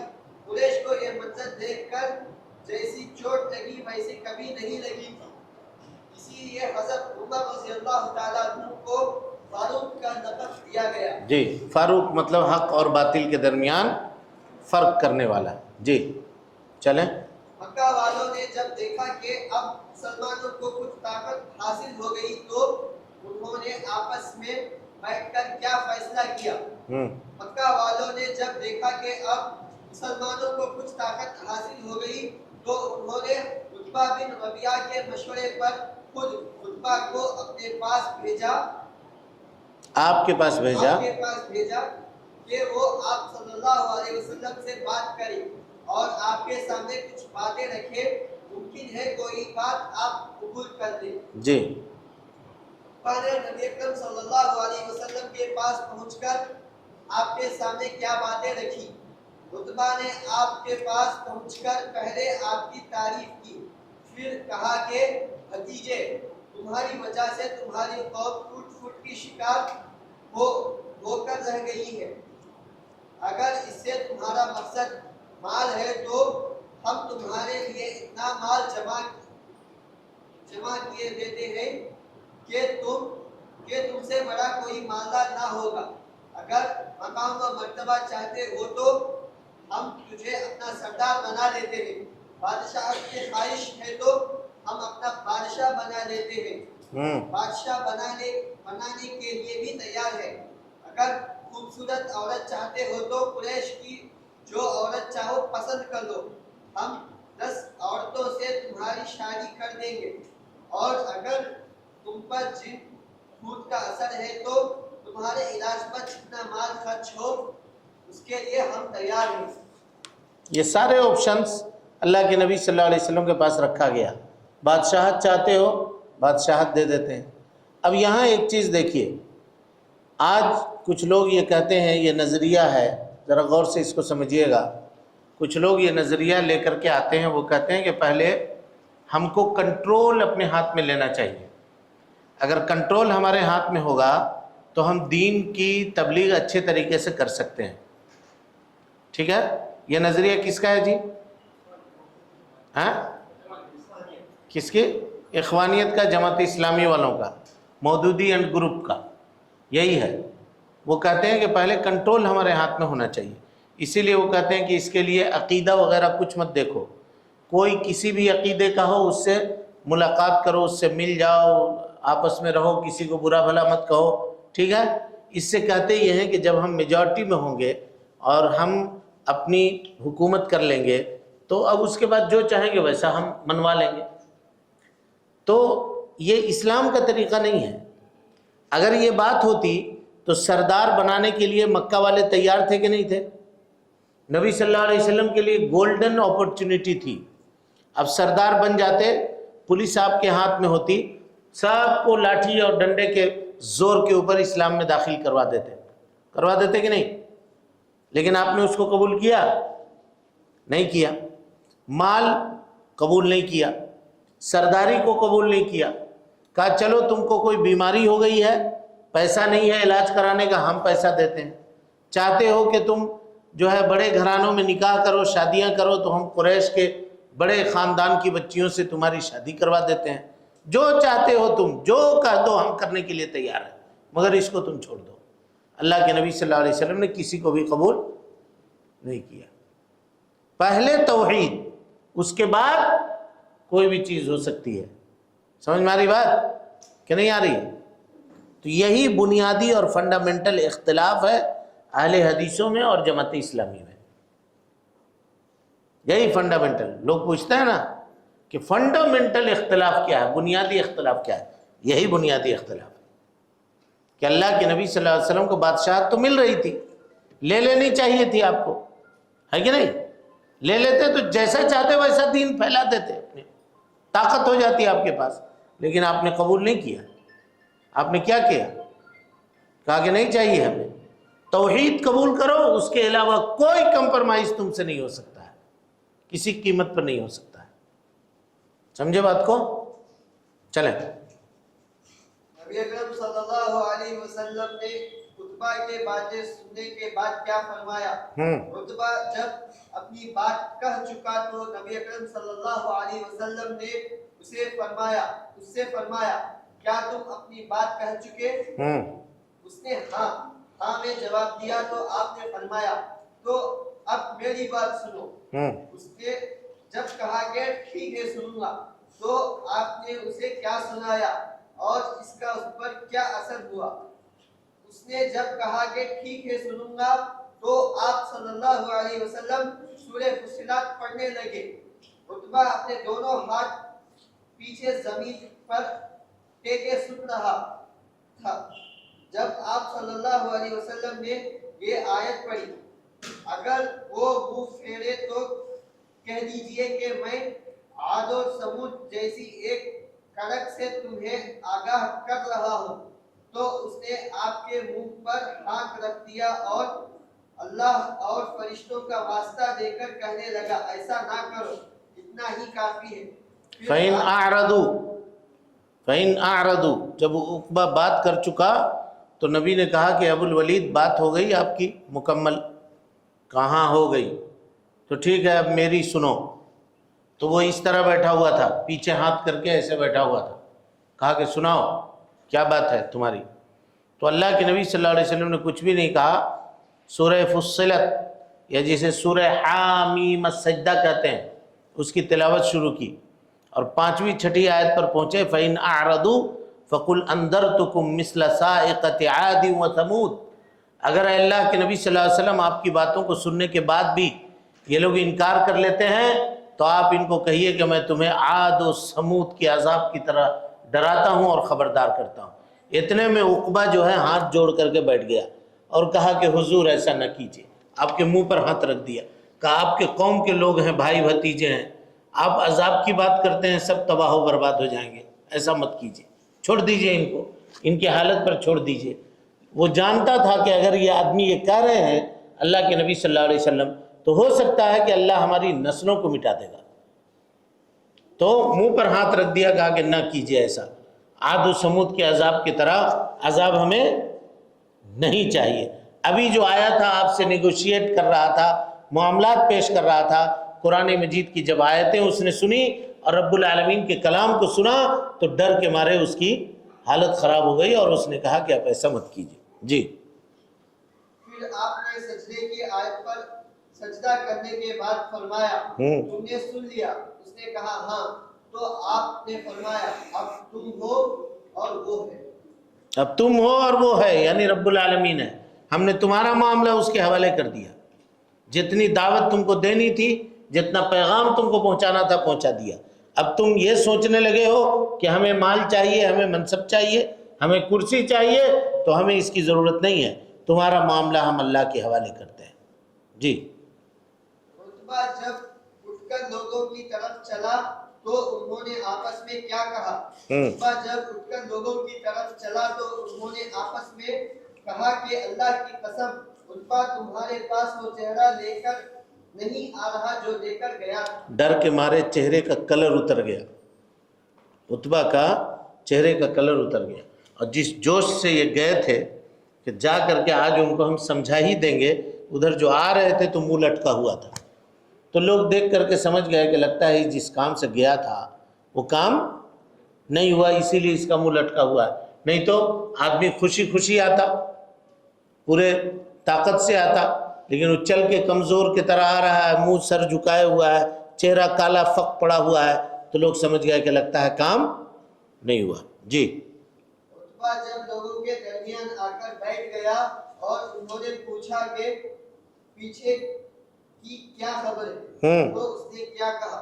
عتبہ نے لوگوں کے پوچھنے پر کہا کہ میں نے جو کلام سنا ہے ویسا کلام کبھی نہیں سنا، وہ شعر، جادو اور کہانت کچھ نہیں ہے، اس شخص کو اس کے حال پر چھوڑ دو۔ بس یہ مشورہ دیا کہ اس کو اس کے حال پہ چھوڑ دو، میں نے جو کلام سنا ہے ایسا کلام میں نے کبھی نہیں سنا، میں شعر بھی جانتا ہوں، جادو کی چیزیں بھی جانتا ہوں، اور دوسری چیزیں بھی جانتا ہوں، نہ وہ شعر ہے نہ وہ جادو ہے نہ اور اس طرح کی کوئی چیز ہے، وہ رب العالمین کا کلام ہے، اس کو اس کے حال پر چھوڑ دو، یہ مشورہ دیا۔ اگر عرب نے اسے مار دیا تو تمہارا کام دوسروں نے کر دیا، اگر وہ غالب آ گیا تو اس کی بادشاہت اور عزت تمہاری بادشاہت اور عزت ہوگی۔ جی ویٹ اینڈ واچ، اس کے اوپر عمل کرو، چھوڑ دو اس کو، انتظار کرتے رہو، اگر دوسرے لوگ اس کو مار دیتے ہیں تو تمہارا کام ہو گیا، اور اگر نہیں مارتے ہیں، یہ غالب ہو گیا تو تم اس کے ساتھ ہو جانا، تم اس کے ساتھ ہو جانا۔ جی عتبہ کی یہ باتیں سن کر لوگوں نے جب یہ کہا کہ ابو الولید اللہ کی قسم اس نے تم پر بھی جادو کر دیا ہے، تو اس نے کیا کہا؟ عتبہ کی یہ باتیں سن کر لوگوں نے جب یہ کہا کہ ابو الولید اللہ کی قسم اس نے تم پر بھی جادو کر دیا ہے، تو اس نے کہا کہ اس شخص کے بارے میں میرا یہی خیال ہے، اب تم جو چاہو کرو۔ جادو وادو کچھ کیا نہیں ہے، اس شخص کے بارے میں مجھے جو مشورہ دینا تھا وہ مشورہ میں نے تمہیں دے دیا، اب تمہارے ہاتھ میں ہے، تم جو فیصلہ لینا چاہتے ہو وہ لے لو، لیکن مجھے جو سمجھ رہے ہو کہ جادو ہو گیا ہے ایسا کچھ بھی نہیں ہے، میں پورے ہوش و حواس میں تم سے بات کر رہا ہوں۔ جی مکہ والے جب لالچ دے کر بھی آپ کو نہ روک سکے تو انہوں نے آپ صلی اللہ علیہ وسلم سے کیا پیشکش کی؟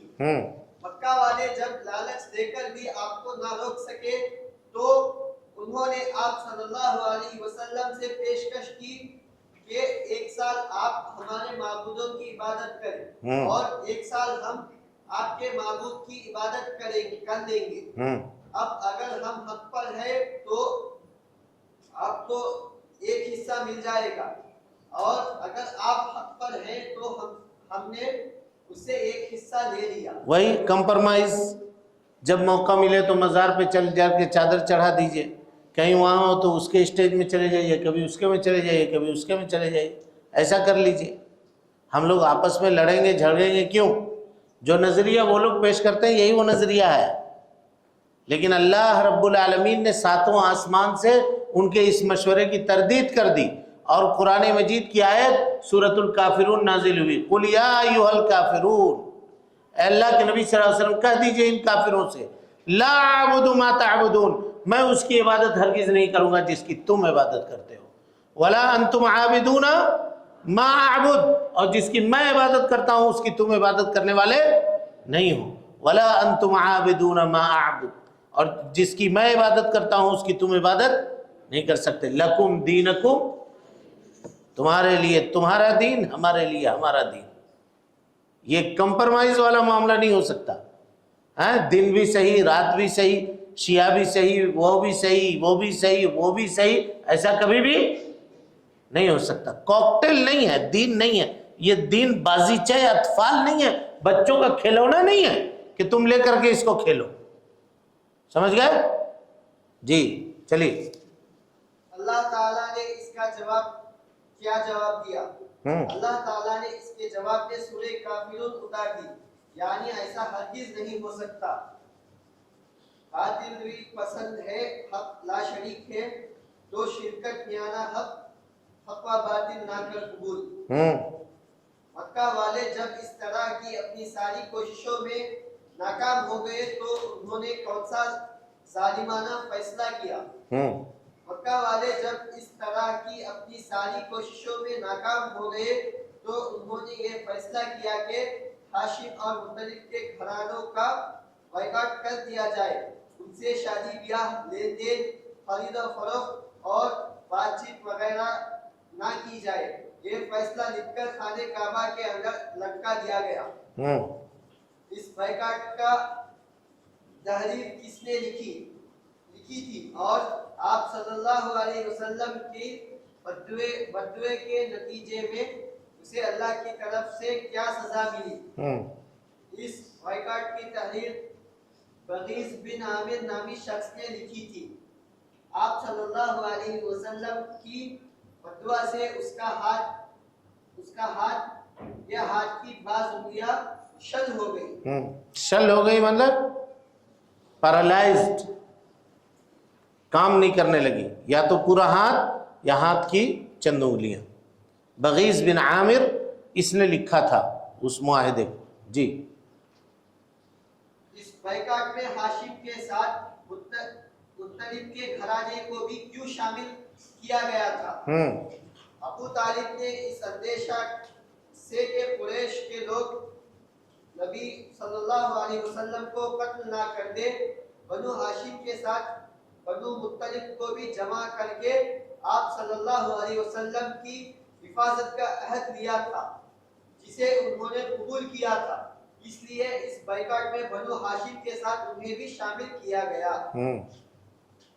یہ ظالمانہ فیصلہ کتنے دنوں تک قائم رہا اور اسے کن لوگوں نے توڑا؟ یہ ظالمانہ فیصلہ 3 سالوں تک قائم رہا. اس مدت میں آپ صلی اللہ علیہ وسلم اور آپ کے ساتھیوں نے شعب ابی طالب میں ابی طالب نامی جگہ نامی گھاٹی میں جس میں بائیکاٹ کے بعد ابو طالب انہیں لے کر آ گئے تھے، سخت تکلیفیں اٹھائی، درختوں کے پتے اور سوکھے چمڑے کھائے اور پر فاقے کیے. عورتیں اور بچے بھوک سے بھڑکتے تو ان کی آواز گھاٹی سے باہر سنائی پڑتی.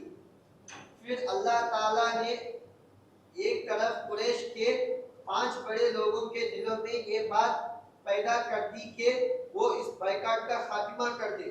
چنانچہ انہوں نے قریش کے سامنے اس کا اعلان کر دیا تو دوسری طرف دیمک بھیج کر اس فیصلے کی تحریر میں جو باتیں رشتے کو توڑنے اور ظلم و ستم سے متعلق تھی انہیں चट कर दिया और सिर्फ अल्लाह का नाम उसमें बाकी रहा। देखिए बात ये हुई कि ये जो बाइकाट इनको किया गया तो न इनसे कोई सामान बेचता था न सामान ख़रीदता था, है ना, बड़ी परेशानी हो गई, खाने पीने की किल्लत हो गई। तो शेब अबी तालिब नामी एक घाटी है, यानी पहाड़ के ऊपर का हिस्सा मैदान है, वहाँ लेकर के हज़रत अबू तालिब बनु हाशिम और बनु मुत्तलिब के लोगों को चले गए। अब वहाँ जब रहने लगे तो ये कभी दरख्त के पत्तों को, दरख्त के छालों को, चमड़ों को, चमड़े जो सूखे चमड़े होते हैं उसको भिगा करके पानी में उबाल करके उसको चबाते थे, उसको खाते थे। तो बड़े लोग तो उसको खा लेते, लेकिन छोटे बच्चे उसको कैसे खाते, नहीं खा सकते थे। नतीजा ये हुआ कि रात के वक्त जब सन्नाटा छा जाता तो औरतों के और बच्चों के रोने की और औरतों को भूख के मारे कराहने की आवाज़ घाटी के बाहर सुनाई देती थी। तो इतने में एक शख्स ने जब ये देखा तो उसने चंद लोगों को इकट्ठा और जमा किया और कहा कि तुम कितने जालिम हो गए हो, ये तुम्हारे अपने ही ख़ानदान के लोग हैं, तुम खाते पीते हो, ऐश मौज कर रहे हो और उनके बच्चे भूख के मारे बिलक रहे हैं, तुम कैसे बर्दाश्त करते हो इस बात को। तो लोगों को बात समझ में आई कि नहीं, ये बात अच्छी नहीं है, इस तरह से किसी को तकलीफ़ नहीं दी जानी चाहिए कि उसको खाने पीने से महरूम कर दिया जाए और वो वहाँ रोने और अलग रहने के ऊपर मजबूर हो जाए। तो कहा कि चलो तब अब इस फैसले को लेकर। इतने में हज़रत अब्बास रज़ी अल्लाह ताला अन्हु को अल्लाह के नबी सल्लल्लाहु अलैहि वसल्लम ने भेजा और कहा कि आप जाइए और वो जो मुआहदा है, मुआहदा जिस पर लिखा गया था कि कुरैश के साथ ये बाइकाट किया जाए, वो बाइकाट नामे को दीमक ने खा लिया है। निकाल के दिखाने के लिए कहिए अबू जहल को, जिसमें वो तहरीर लिखी हुई है। अल्लाह ताला ने वही के ज़रिए से नबी को ये पैगाम दे दिया। बात चल रही थी इन लोगों की, अबू जहल मानने के लिए तैयार नहीं था, नहीं मैं नहीं मानूंगा, नहीं मैं नहीं मानूंगा, नहीं मैं नहीं मानूंगा। इतने में हज़रत अब्बास आए और कहा कि अबू जहल क्यों ढीठ बनते हो, बात नहीं मानते हो। कहा मुआहदा लिखा हुआ है, तुम सबों ने सिग्नेचर किया है। तो हज़रत अब्बास ने कहा कहाँ है मुआहदा, दिखाओ दिखाओ कहाँ है मुआहदा। कहा खाने काबा के अंदर है। कहा नहीं है मुआहदा, मुआहदा ख़त्म। कहा क्या बात कर रहे हो, मुआहदा पे सिग्नेचर किया है लोगों ने। कहा कि मुआहदा उठा के देखो, सिर्फ उसमें अल्लाह का नाम बाकी है और बाकी जितना सब कुछ है सबको दीमक ने खा लिया है। बस झट से खाने काबा का दरवाज़ा खोल के अंदर गया तो देखा कि सही में सिर्फ जो लिखा गया था बिस्मिल्लाह यानी अल्लाह के नाम से शुरू, वही इतना ही हिस्सा बाकी है और बाकी जितना हिस्सा है उसको दीमक ने कागज़ खा करके सबको चट कर गया है। समझ रहे हैं। तब वो मायूस होकर के बाहर निकला और कहा अमरुन दुब्बिरा बिलैलिन।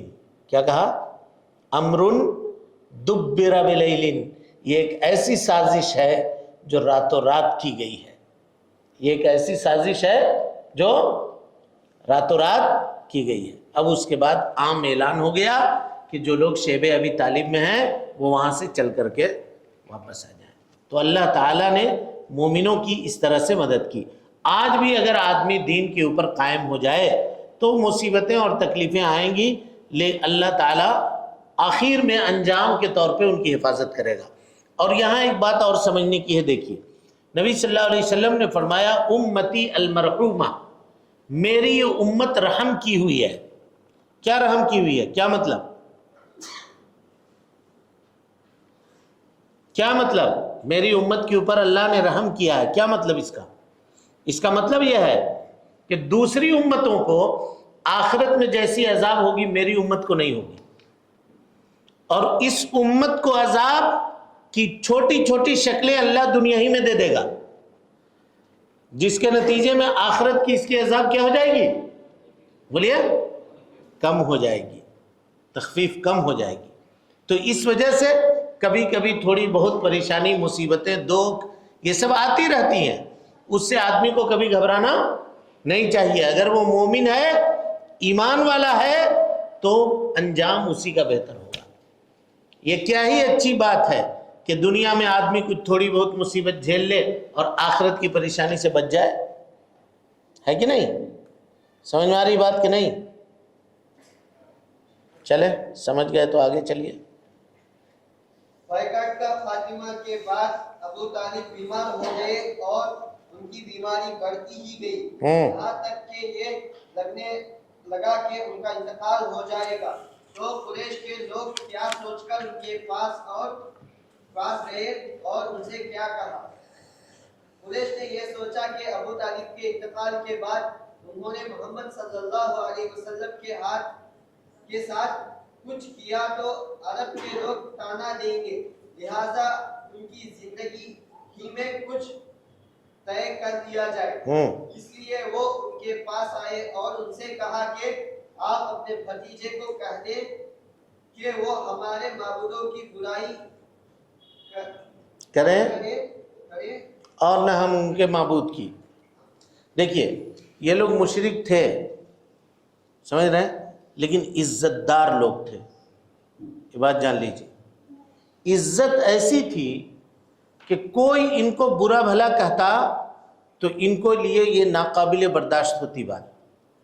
تو اگر ابو طالب کے انتقال کے بعد یہ نبی صلی اللہ علیہ وسلم کو برا بھلا کہتے تو لوگ کہتے کیسے بزدل ہو، جب تک چچا زندہ تھا تمہاری ہمت نہیں ہوئی، اب چچا مر گیا، انتقال ہو گیا ہے تو ایک کمزور آدمی کو ستاتے ہو۔ یہ سننا ان کے لیے بزدلی کی بات تھی۔ اسی لیے جب دیکھا کہ ابو طالب کا آخری وقت ہے، اب بھی جا کر کے ہم ابو طالب کو کہہ دیں کہ آپ اپنے بھتیجے کی مدد سے ہاتھ کھینچ لیجئے تاکہ ہمارا راستہ کیا ہو جائے، کلیئر ہو جائے، ہمارا راستہ کلیئر ہو جائے۔ لیکن ابو طالب اس کے لیے تیار نہیں ہوئے۔ تو کہنے کا مطلب یہ تھا کہ آدمی کو ہمیشہ خوددار ہونا چاہیے۔ اللہ تعالیٰ نے اپنے نبی، آخری نبی کے لیے انہی لوگوں کو چنا تھا۔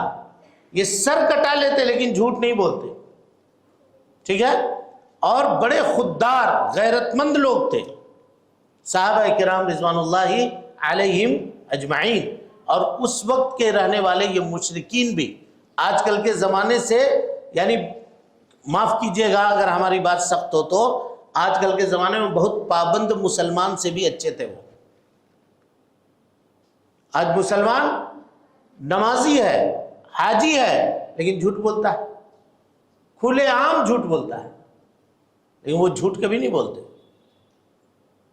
جھوٹ سے گریز کرتے، اجتناب کرتے، یہ ان کا معاملہ تھا۔ جی ابو طالب نے جب آپ کو بلا کر ان کی یہ بات بتائی تو آپ نے کیا کہا؟ ابو طالب نے جب آپ صلی اللہ علیہ وسلم کو بلا کر ان کی یہ بات بتائی تو آپ نے ان سے فرمایا کہ چچا، میں ان سے صرف ایک بات چاہتا ہوں جسے قبول کر لے تو عرب پر ان کی حکومت ہو جائے اور عجب ان کو توا عطا کرے۔ اکرم صلی اللہ علیہ وسلم کی بات سن کر جب انہوں نے کہا ایسی ایک بات کیا 10 باتیں ماننے کو تیار ہیں، وہ بات کیا ہے؟ اور آپ صلی اللہ علیہ وسلم نے کہا لا الہ الا اللہ، تو انہوں نے اپنے کپڑے جھاڑتے ہوئے کیا کہا اور اٹھ کر چلے گئے۔ آپ صلی اللہ علیہ وسلم نے جب لا الہ الا اللہ کہا تو وہ یہ کہتے ہوئے اٹھ کر چلے گئے کہ کیا سارے معبودوں کو چھوڑ کر ایک ہی معبود بنا لیا؟ یہ تو بڑی عجیب بات ہے۔ اجعل الآلہۃ الہا واحدا ان ھذا لشیء عجاب، یہ کہا ان لوگوں نے۔ بہرحال یہ آخری یہیں تک ہے، اب انشاءاللہ آئندہ ہم لوگ اس کو پڑھیں گے۔